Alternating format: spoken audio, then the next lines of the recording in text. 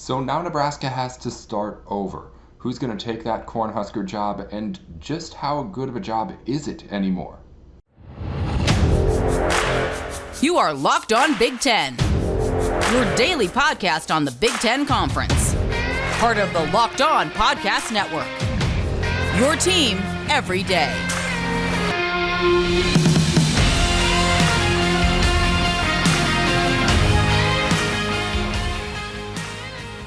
Hey, welcome on into the show. It's Locked On Big Ten, everything you need to know about the conference every single day of the week.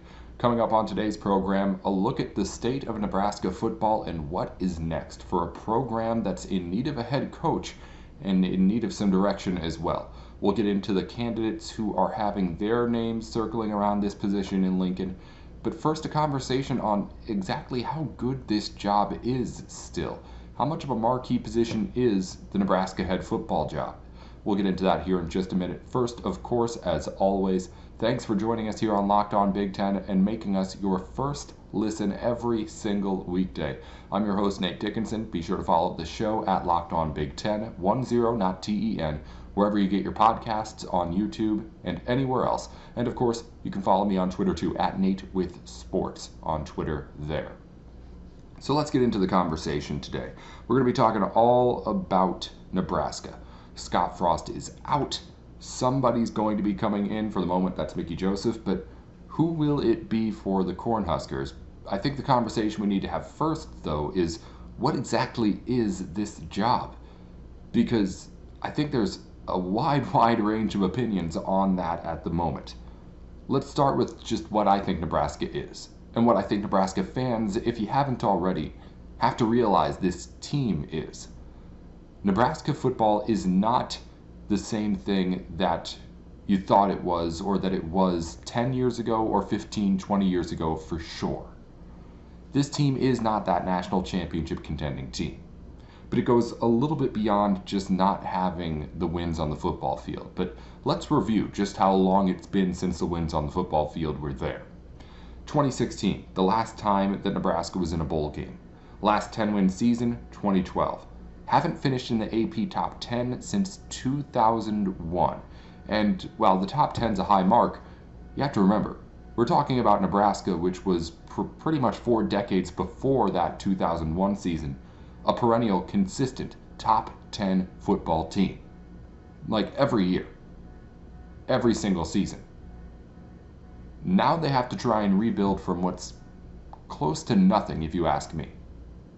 And I think what most Nebraska fans need to be able to accept, if they haven't already, and I can't say I know for sure how many people are still feeling this way about how good this program is, but I know it's still out there. This is still Big Ten fandom we're talking about.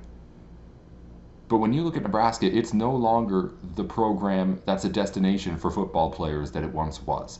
I feel like that part is obvious, but I feel like the gap is a whole lot different in my head than what a lot of Cornhuskers fans probably have in theirs.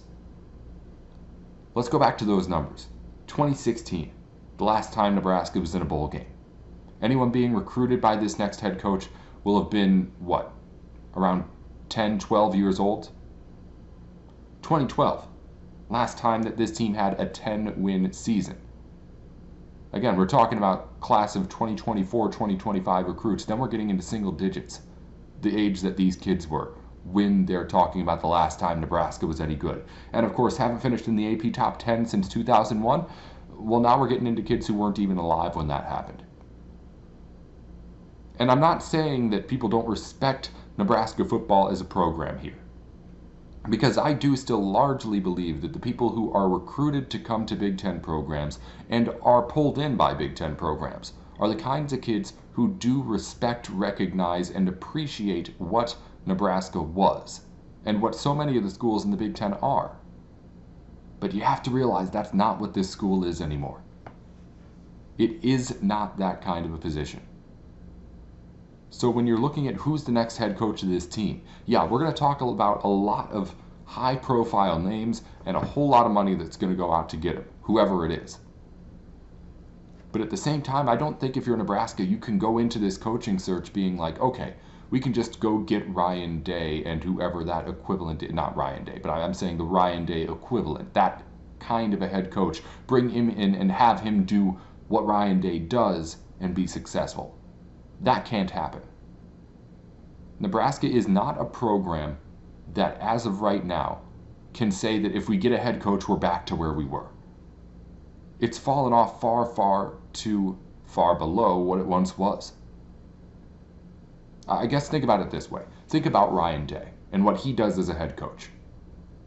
He gets the best recruits, turns them into the best players, puts them out on the football field, and to be quite honest, doesn't have much trouble beating just about everybody. Then you look and see what a coach like, let's say, P.J. Fleck at Minnesota or Jeff Brom at Purdue has done. He's not getting the best recruits. We're talking about mostly 3 stars with some 4 stars in there too, if you're talking about a Minnesota kind of program in the Big Ten. But P.J. Fleck has still put together a double-digit season there, and other winning seasons behind it, because he knows how to build a program that way. By using those 3 4-star recruits, building them into players who can knock off the top teams in the Big Ten, and then using the coaching skills to be able to get them to that point. What I'm saying here is that if Nebraska wants to go out and spend a whole bunch of money for the top name out there, they can and they will, which we'll get to, but I just say that you have to make sure that that guy isn't just the name, or the reason you're getting excited about him isn't just the name.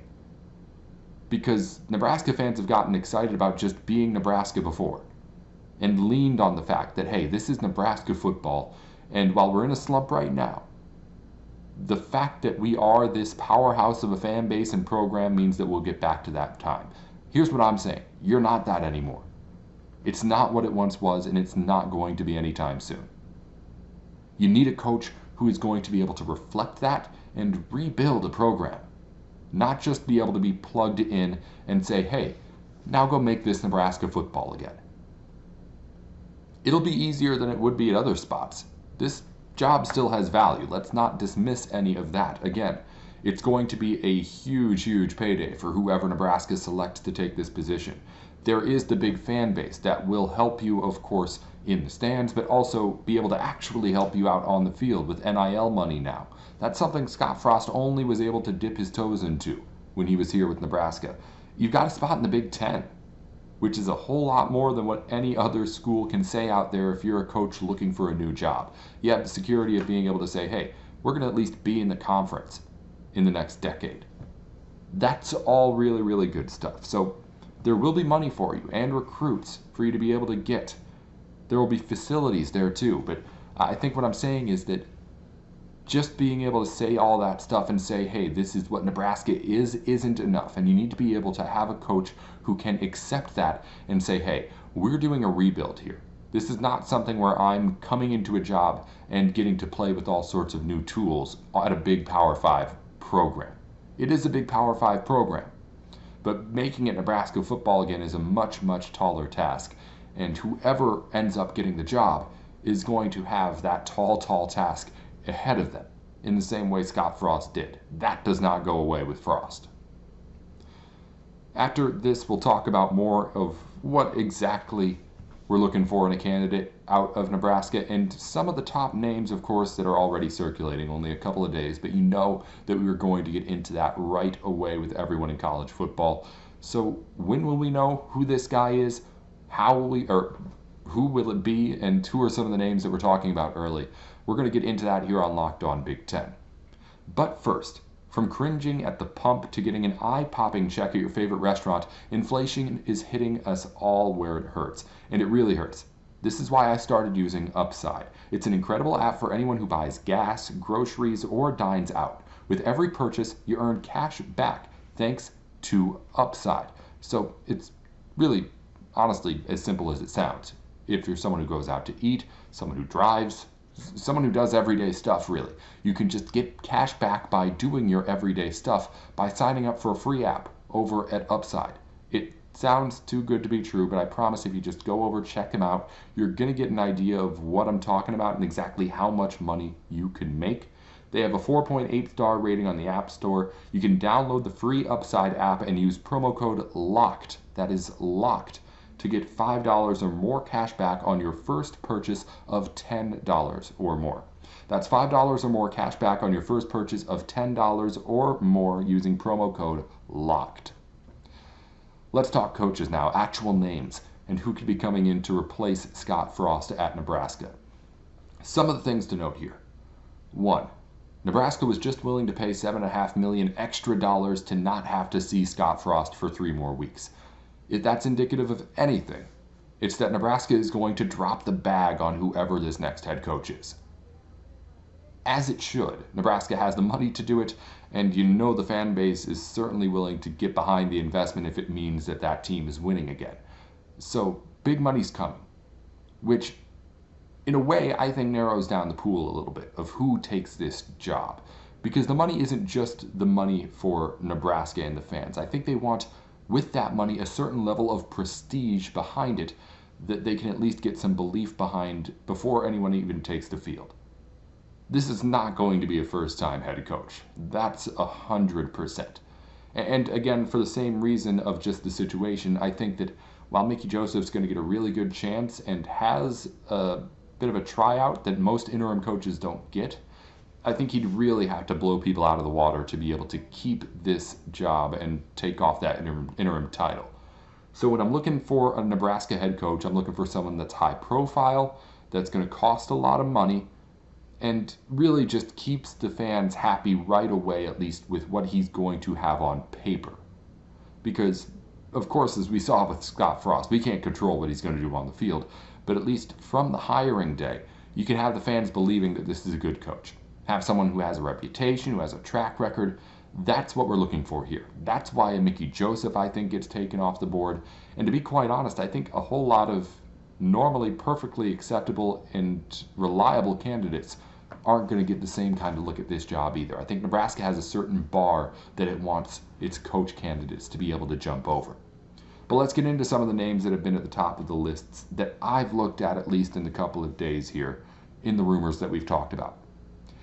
Matt Campbell of Iowa State has been a huge one that's come up, as has Dave Doran of NC State. Mainly for the reasons I've talked about. These guys at their respective places have seen the records of success. They're obviously doing it at Power 5 schools right now and are doing it at that level, but I think maybe even more importantly is that they fill in that kind of hole that I was talking about being able to rebuild this program. With Matt Campbell at Iowa State and Dave Doran at NC State, you have 2 guys who have led those programs to not only great runs at their tenures, but in both cases, really the best that either team has been, if not in recent memory, then in program history. That's really intriguing for both of those candidates. It's why I think they're my top 2 right now. If I were to list out, okay, very early before we know anything, who would I be picking to take this job and who fits in here? Those 2 guys have done it at a Power 5 school and have done it at a Power 5 school that isn't at that Nebraska level and have shown that they can build a program in a way that Nebraska kind of needs rebuilding right now. And then obviously once it gets back up to where it wants to be, Nebraska can use the money, become the powerhouse that it wants to be. But again, these coaches at least have that to their names. They've done it before at the schools in the way that Nebraska needs it done right now. Other names I've looked at.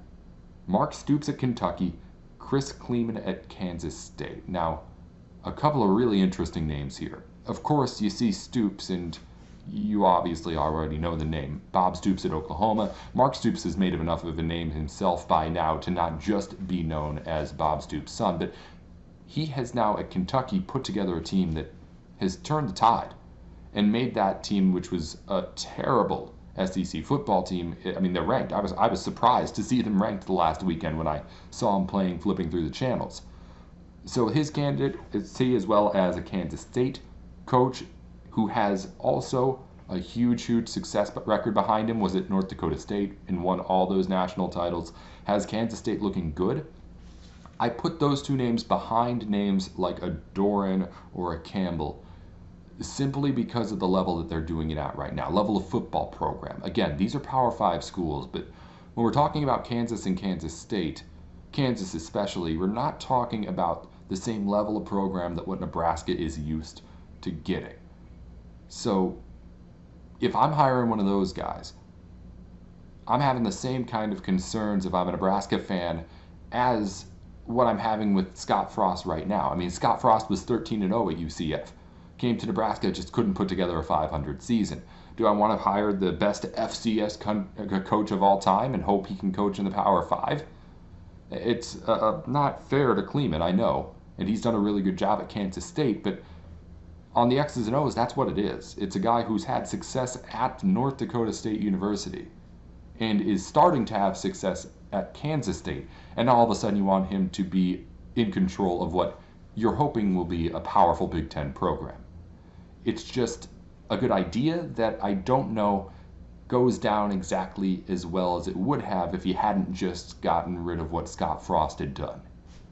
In another situation, maybe they can come in, and they obviously are still candidates, but I would expect that Nebraska, with all the money it's going to spend, would want to go maybe a little bit bigger. But there's the name recognition, of course, there with a guy like Stoops from Kentucky too, so you can't count out any of those names. And down at the bottom I have guys like Bill O'Brien, Tom Herman, Mike Gundy at Oklahoma State. Those are the big names, right? Those are the big guys who have taken those kind of big jobs before, have the recognizability that I think Nebraska fans are going to be happy saying, oh, we hired a Tom Herman. I know him. He didn't make it work at Texas, but I know him. I know he's a big-time college football coach. So if you're looking for purely that, those are the guys you're looking for. The top of my list is those two we first mentioned. Matt Campbell at Iowa State, and then Dave Doeren at NC State. I think those are the two guys who are, at least in my mind right now, at the top of who could do everything I think Nebraska wants its next head coach to be able to do. They have success behind them. They have experience at big programs behind them. And they're names that people know. They're names that people are going to be able to get behind from day one and not have to at least say, who is that, when they first hear it. And honestly, that's maybe better than what they had before with Frost. As we wrap up the show, we'll get into, of course, the latest AP Top 25 rankings. A new team has entered from the Big Ten, and another one leaves too. That'll be right here on Locked On Big Ten. But first, as you gear up for fall, you need the right people on your team to help your small business fire on all cylinders. And LinkedIn Jobs is here to help make it easier to find those people. LinkedIn has, of course, the social networking site for professionals that is the biggest in the world. More than 800 million people are on there. And if you're using LinkedIn Jobs and posting your job for free, which we'll get to in a minute, you can find them every day. 40 million people a week are heading on there to try and get their next position, and you can find your next hire at LinkedIn Jobs by going over to linkedin.com/lockedoncollege and posting your job for free. It's linkedin.com/lockedoncollege to post your job for free right now over at LinkedIn. Last couple of minutes here on Locked On Big Ten. As we wrap things up, want to, of course, react to the latest AP Top 25 rankings that came out yesterday. Nothing really big changing at the top. It's still Ohio State at 3, still Michigan at 4, still Michigan State in around the top 10-15 area. They go up to number 11 as a result of other teams losing this week. Do have a new team going into the top 25, Penn State. We mentioned with the others receiving votes last week, they were at 27. After a win, they move all the way up to number 22 in the nation. Hopefully, going to add some more Big Ten schools here in a minute. We'll get to some more on that. Wisconsin falls all the way out of the top 25 and also below another Big Ten school. First mentioned Big Ten school in the others receiving votes is Minnesota. They rank in at number 34 in the country if the rankings went that far. Wisconsin's 39. And then Purdue gets its one AP vote back, and it is at number 42 in the AP polling. So Wisconsin out, Penn State back in. But I think really what I see here in this top 25 is a repeating of what I said yesterday here on the show. In that, I'm not sure anybody in that western side of the Big Ten is really any good. Minnesota's looking the best, and that reflects in the standings, but you may have noticed 4 AP Top 25 teams this week, none of them come out of that side of the conference. Not a single one. You've got Minnesota at 34, Wisconsin at 39, and Purdue at 42. But the top 4 teams in the Big Ten are all on the East in the rankings and in my head as well. Nobody from Wisconsin, Iowa, Nebraska, Minnesota, the schools we talked about competing for this championship on that side of the conference, they've done nothing to an extent so far. Minnesota hasn't had to do anything, but just about everybody else has been a huge, huge disappointment. So when we talk about college football playoff expansion and Big Ten championship games and how to get the best possible bids for your conference's teams, it's never been more obvious right now that the divisions format is hurting the Big Ten really, really bad. And while, of course, there's help coming very, very soon in getting things right here in the conference, at least for this year, it's looking ugly, ugly. And you better hope that that upset does not come on Big Ten championship game if you're a conference fan. Because if a team in the West wins it, I mean, we saw it yet last year with Iowa and years before. I don't think there's any way that any team in that West side goes into the Big Ten championship game with a chance of making a college football playoff. They'll have their losses by then. And whoever's on that East side will need that game to make it. So, I mean, we talk about how the Big Ten has a pretty much locked up college football playoff bid, but that's the only glaring hole, is that this West is the worst that it's been, at least, I mean, in the last few years for sure, if things keep going the way that they have been.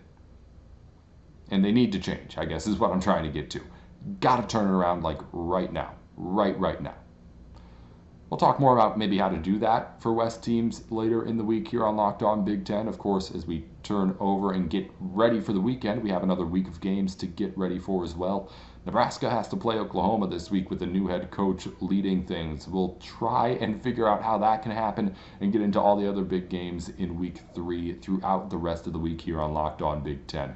Until then, be sure to follow us on Twitter. It's LockedOnBig10, not TEN on the handle. And it's the same on podcasts, YouTube, wherever it is that you go to get the show.